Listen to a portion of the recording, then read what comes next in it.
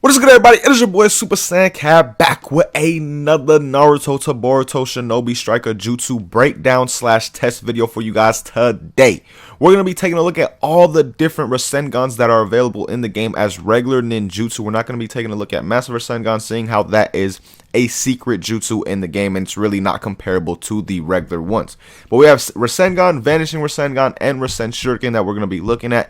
Now we're going to start out the same way, looking at the actual description and little stats that they give us for it. And for Rasengan, it says this jutsu compresses wildly spun up chakra into a ball in one's fist, then launches it towards the target. Upon impact, it will knock the target back by a great deal, which is something to keep in mind with that move.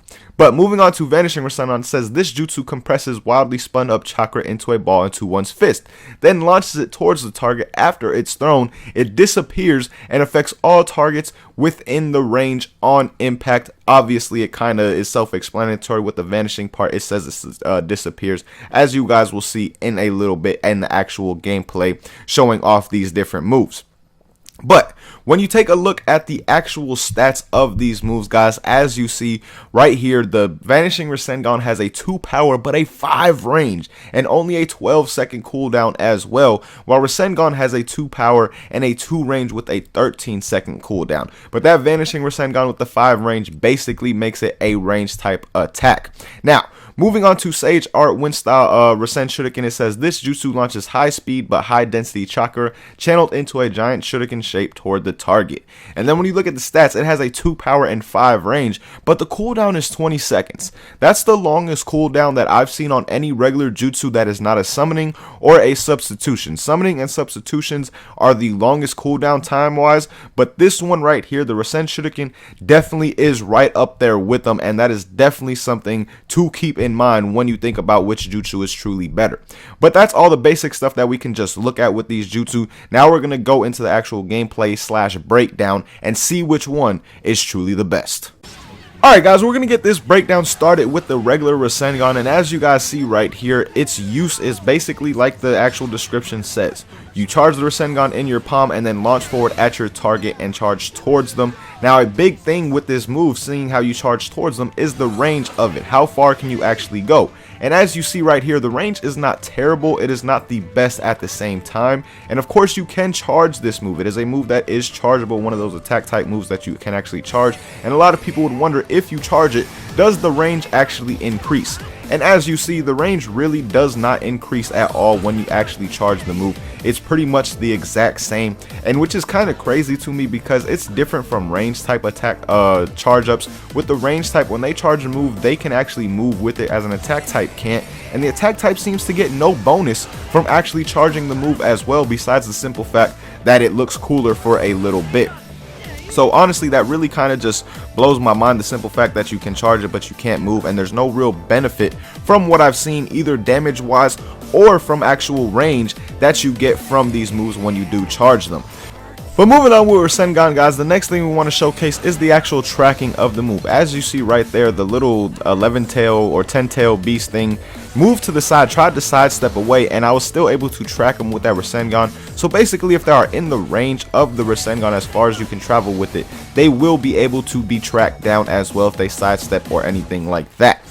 But the next thing I want to showcase, guys, with Rasengan is it is a move that once you activate it, until you actually launch it, you will not lose this ninjutsu if you get hit, if you get staggered. As you see, I still have the Rasengan available to me until I actually launch this move and get hit or staggered while I am charging at someone.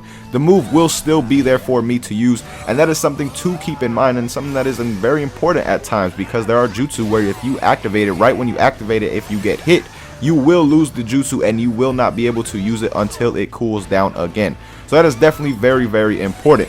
Now, the last thing I want to talk about with this move is the simple fact it does have an AoE. If there are multiple opponents gathered in a certain spot or next to each other, as you see, you will be able to hit multiples at one single time.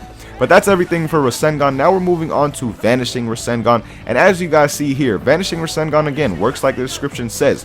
You launch, you throw this move, and when you throw it, it actually disappears. Now as you see, it actually has some great range, guys. Check out how far I truly am from my opponents, and look how far this move actually travels. And if you notice as well, it is also an AoE move, as you guys saw, because it did damage to multiple people.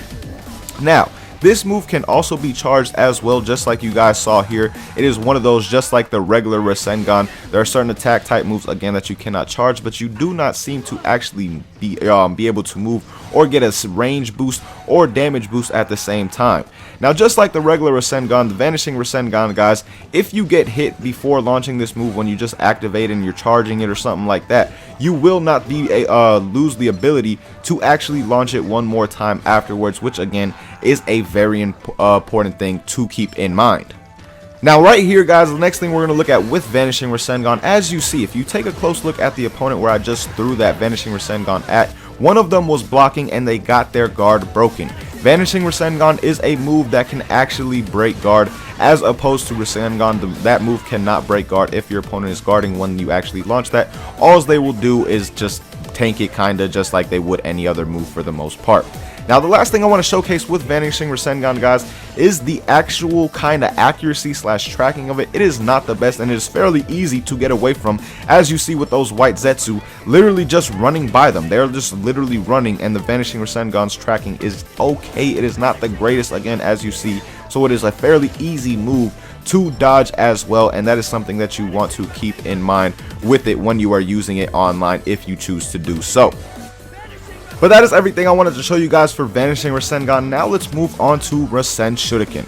And as you guys see right here, Rasen Shuriken is literally like it was in the show, how you gather that Rasengan or the Rasen Shuriken in your hand, and then when you throw it and it actually hits, it activates a little nice AoE that can take out multiple opponents at one time. Really not take out, but it can hit them. Obviously, it's not strong enough to do that, seeing how it is a regular jutsu, which I really just do not understand. But again, the AoE of this move is definitely the best out of all three of them, and that is definitely something to keep in mind. But as you guys also see right here, this is a move. It's one of those where right when you activate it, before you even truly launch it, if you get hit with it, or get hit while activating it, you will lose the jutsu completely. It'll be gone and it'll have to cool down again before you can use it again.